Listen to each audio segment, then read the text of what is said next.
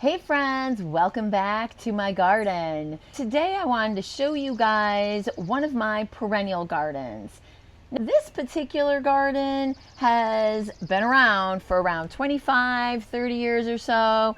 It's pretty well established. There are many different things in this garden, like there's peonies, you can see those. There's some irises, there are conifers, blueberry bushes, and even some strawberries in there, some mums, some sedum joy, some you name it. I've got a lot of things going on in this garden. But one of the things that I'm trying to stop putting in this garden is mulch. Now, I don't know about you guys, but I am so over the mulch. You know, I'm one of those gardeners that tries to control all of the situation, okay? I'm trying to control the weeds out there.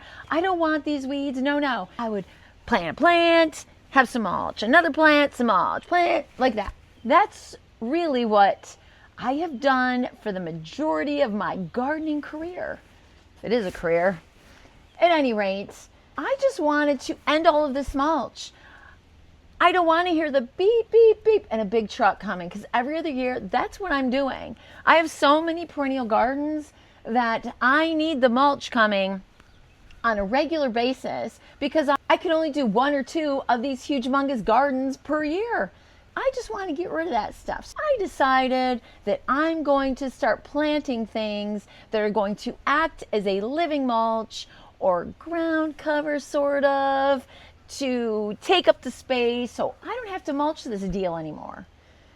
Now, there are different types of plants that you can use to do this. So be aware, be careful if you decide to go the route that I'm going, because some of those ground cover thingies, they have deep root systems and they will go right in, and then they're going to start competing with the things that you love most, the things you really want to keep, like my peonies over there. I don't want something sucking the life out of those and stealing the water and stealing the nutrients. No, I don't. I just want something that's kind of on the surface, and if I want to rip it out, I don't need a hatchet to do it. I've had flowers where I have needed a hatchet to separate them, and that's not what I'm talking about here. Not at all. You know what? Let's get a little closer and I'll show you what I'm doing down there. Let's get a closer look at what's going on here in the front of this garden. Now, in the front, you see that I've got some garden mums. These here. That's what all of this stuff is in the front. And even back here. Back here, those mums are a little bit taller. And behind them, these purple thingies are hardy geraniums. But what I want to talk about are these mums. Now, these mums are perennial and they flower in the fall. That's really good when we don't have a lot of color in the fall anymore. Not only will you have color, but also they do act as a nice carpet. Let me show you how deep those roots go. Now watch as I rip this out. Okay, let's grab this from the front. Now you can see that that root system isn't super deep. So it's not going to compete with something like a peonies. You know that those peonies are really deep, and those roots look like trees almost on a peony. So that isn't going to be a problem for this. If these guys start creeping in on my peonies and maybe throw a little shade at the base of them that I don't want, this will be easy to remove because it's not that deep. Now, in my opinion, yanking out a few little plants around other ones isn't such a big deal compared to a big truck of mulch. Personally, I would just rather remove these thingies than put a bunch of mulch around. Now, I want to show you guys some other crazy stuff that I kind of did over here. Maybe it's crazy, I don't know, you tell me. Here we are in the back of this garden. Maybe you can see I've got some blueberry bushes going on here. And then I, in my brilliance, said, yes, let's plant these. Let's plant some strawberries because I like strawberries. Who doesn't? Well, the problem with strawberries is maybe you thought like other people, that strawberries are like a ground cover, and that's such a great idea. It will choke out some of these weeds, and I'll get fruit at the same time. Win-win situation, right? Well, on the surface level, yes, that is a good idea.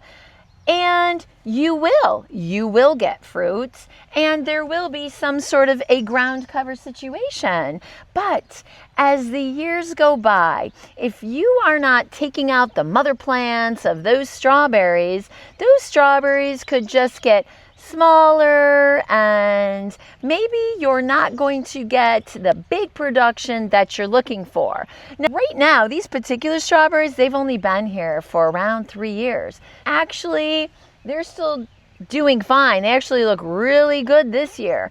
But the problem with my goal was to really have things and then not mulch. Well, that's not really what's happening here. And I kind of knew that when I did it, but I just thought, somebody gave me all these strawberries. What am I going to do with them? So I stuck them back here.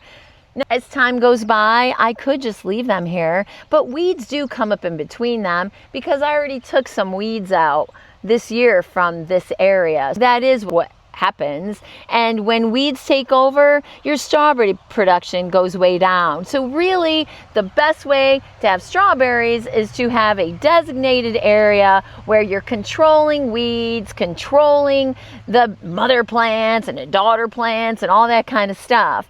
But this sort of a naturalization of strawberry area, over time they will get smaller, and really the goal then is no longer strawberry production. I think I'm going to leave these thingies here, these plants, and just see how it goes. If I don't want them anymore, well, I guess they'll just have to go somewhere else. They'll just have to say goodbye. But for now, they're okay here. What do you guys think? Did you guys ever put a bunch of strawberry plants in a perennial garden? Let me know, because I did do this in a different perennial garden, and that was 20 years ago, and I still have strawberries over there. Just a plant here or plant there, because I've been ripping them out for 20 years. So tell me what your experience is. Let me know. Can you guys see those strawberries right there creeping all over the front of the garden? I am in the front. But do you guys see that little conifer over there? I love that little conifer.